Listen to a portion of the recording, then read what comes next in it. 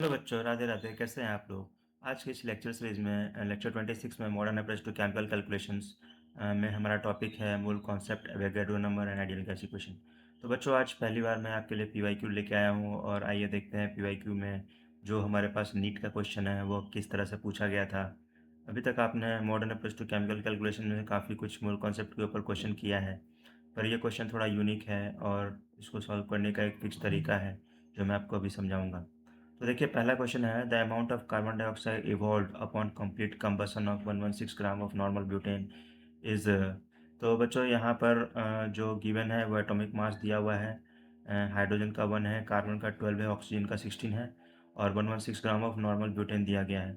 तो बच्चों, यहाँ पर देखिए, सबसे पहले underline concept and underline questions, theories और कॉन्सेप्ट देखते हैं। So this question is based on the concept of the mole and combustion of hydrocarbons.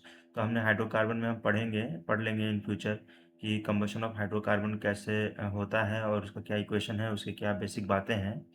तो अंडरस्टैंडिंग क्वेश्चंस, थ्योरीज और कॉन्सेप्ट्स, तो बच्चों we need to write the complete balanced chemical equation of the combustion of normal butane. ठीक है, हमें यहाँ पे normal butane के कंप्लीट केमिकल इक्वेशन लिखना पड़ेगा कंबशन का, and then from the mole concept we can find the answer. तो आइए बच्चों, सॉल्यूशन देखते हैं किस तरह से इसको सॉल्व किया गया है। तो यहाँ देखिए, सबसे पहले एक बैलेंस्ड केमिकल इक्वेशन लिखा गया है।